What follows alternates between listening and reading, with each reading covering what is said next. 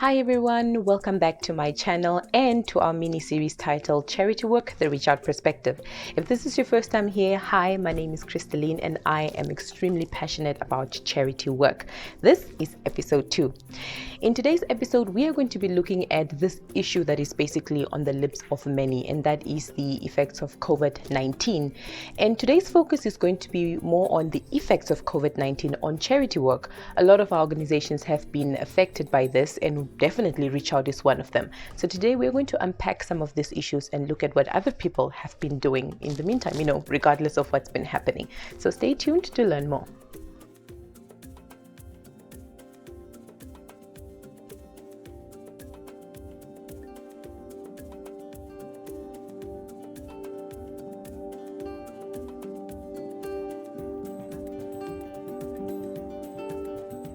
So, COVID-19. I know a few years after this, down the line when I come back to this video, when you guys even come back to this video, you'll be like, damn, COVID-19 really did affect everyone, right? So many people have had to lose their jobs. So many industries have had to close doors. A lot of people had to change their, ways of living to try to adapt to the situation. It's been crazy, right? And of course, the philanthropy industry has not been spared. And imagine during the time where we as philanthropists are supposed to be providing more assistance to those in need, we can't even do most of what we plan to do or what we need to actually do to reach out to people. So charity ReachOut in itself, being a charity organization, was also hard hit this year. Normally at the beginning of every year, we set out our plan to say these are the various activities that we are going to undertake. And then we plan them, right? To say within the first few months, it's this program and then this program and then this program. And the next thing you know, it's, pandemic. You can't even help the people that you want to help the way you would want to help them. But of course, this is not to say that nothing can be done. So in this episode, I just wanted to look at some of those main challenges that we as ReachOut have faced this year, 2020, since the beginning of the year, to carry out the activities that we had planned for the year. We were able to carry out the back to school project because that normally starts the previous year. We collect the items and then we do the donations at the beginning of the year. But with the rest, we pretty much could not do anything at all. So one of the main challenges, which I have a list of as well, is of course the travel restrictions. We basically, at some point there was a lockdown where all the borders were closed internally as well within the country. We could not travel at all. So that meant not reaching the target regions, right, or the target communities, which are basically in our rural areas. And also the fact that our team is so scattered, it was hard for us to come together and to go to these places to carry out our activities, right? The other one is, of course, the physical distancing.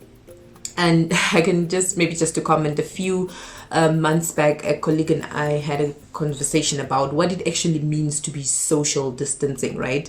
And then he was like, no, it's actually not social distancing, it's more physical distancing, because the social aspect, you can still, use other platforms like, cell phones to maintain the social part of it. So it's basically physical distancing. So yes, social distancing or physical distancing, which made it quite impossible or quite difficult for one to, just go to these communities, go to these girls or to these kids and, carry out the various activities. We love talking to people directly. We like to sit in these conversations and just understand what it is that's happening, to learn the stories and just be so consumed with the people that we help. So with physical distancing and having masks all over, it was really going to be pretty much impossible. And it made it very difficult for us to carry out these activities. And then the other one was, of course, the changing of the plan. We had this plan set out, right? And now we had to make major changes because we couldn't carry out the activities as per the set time frame, as we usually do. So a lot of changes had to be made. We needed to decide when we are going to carry out which project, and even to an extent, whether a certain project or program was even going to take place because of its nature. And one very good example here is the ReachOut Youth Mentorship Program. Because with the mentorship program, the aim is really to sit in one environment with these kids or go to a school and have these conversations with them around, their career aspirations, what motivates them, what drives them, what are their their dreams, right? So having to do those sessions was close to impossible because of the restrictions, right? So yes, those are the main challenges that we as ReachOut faced. And yeah, at the end of the day, we need to prioritize, right? We need to make sure we are safe. We need to make sure people are safe. And yeah, the pandemic seems to be stretching quite further than what we expected.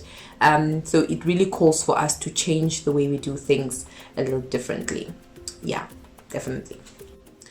So despite all these challenges, there are organizations out there that I'm really happy to say have gone out of their way to carry out charitable activities regardless of the difficulties and the challenges that some have experienced. We on our side have not really had the opportunity to carry out any activity just yet, but of course, if after this video something does happen, we will definitely share it with you guys. But as it stands right now, of this time at this date, we haven't carried out any so far. But yes, the reason why we decided to put this episode together was to show you some of these organizations that have actually gone ahead and carried out some of these charitable activities despite the challenges. So stay tuned, and this is what they have to say. Hi, my name is Chaze Ambwamtakadlumo. I'm the chairperson of the Zambezi Girl Child Foundation. I've been tasked to talk about the outreach campaigns that we ran during the COVID-19 pandemic and the challenges that we faced while running these campaigns. We didn't do much because of the restrictions that were in place, but we managed to visit two of our beneficiaries, the Sepo village and the Mfuta orphanage, both in the Zambezi region. While at the Sepo village, we distributed sanitary pads, clothes, and soap. The challenges that we faced on that particular outreach campaign was the social distancing, because our mandate is, as a foundation, is strongly based on interaction, because we do a lot of motivational speaking, mentorship, and we like to sit down with these girls and talk and hear about their lives, their day-to-day lives, their experiences, and so forth, and see how we can then sort of make an impact, a positive impact on that and in that regard. At Mfuta Orphanage, we donated, or should I say distributed, I think donated. We had received a donation from AMTA, Agro Marketing and Trade Agency, of grapes. So we went to distribute the grapes that we received from AMTA. And also again, every time we have an outreach campaign, we like to sit down and share a meal with these people. And yeah, so our challenge on that one was basically we just dropped off and then we left. So basically, if I can sum up the challenges that we faced during both these outreach campaigns, was the fact that the social distancing limited the mandate of the foundation a great deal, because apart from just distributing pads or donating to these beneficiaries and these communities, we really like and want to know their stories, and not only come there once, but we want to come again. So we like to find out what problems they face, apart from the problems that we assumed they are facing. So we like to know what problems they face, so that when we come back again, we can help to alleviate, reduce these problems.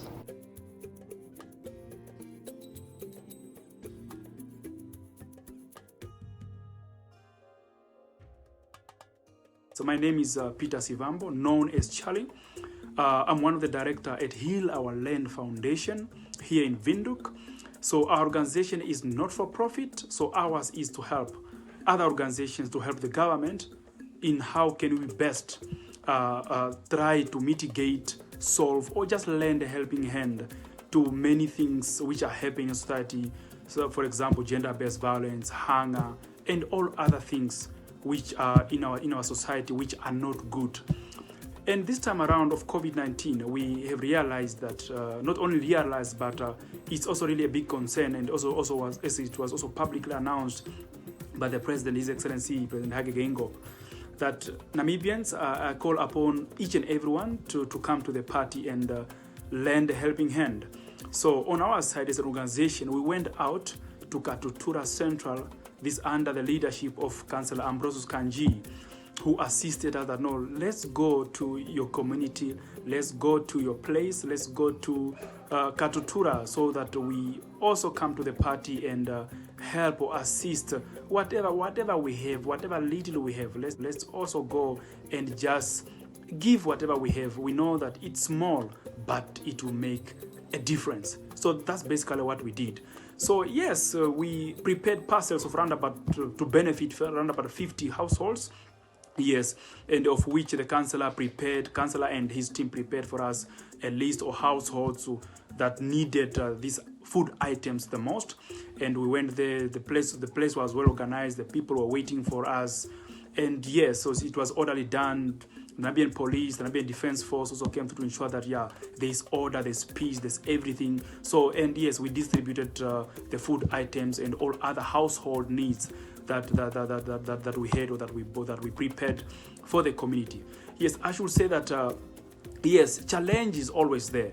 Challenge is always there, more especially this time of COVID-19, where many people are actually down, they're not working. So you can imagine, many people have lost their jobs.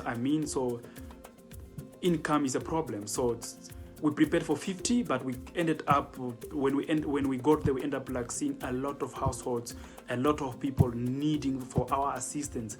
But unfortunately, we could not assist each and everyone who was there. So I think if there is a challenge that we faced, is that yes, we only provided up to 50 households, but people who needed our assistance were equally more than 50. So it's more like calling out to more Namibians to also still join the party, as we are all affected and infected. Like I say, if you are not affected, you are infected. Calling all Namibians out there, so that we reach out to our communities, to reach out to our family members, our friends, and everyone out there, so that we see how best can we assist each other, so that it's not about me, it's not about you, but it's all about us.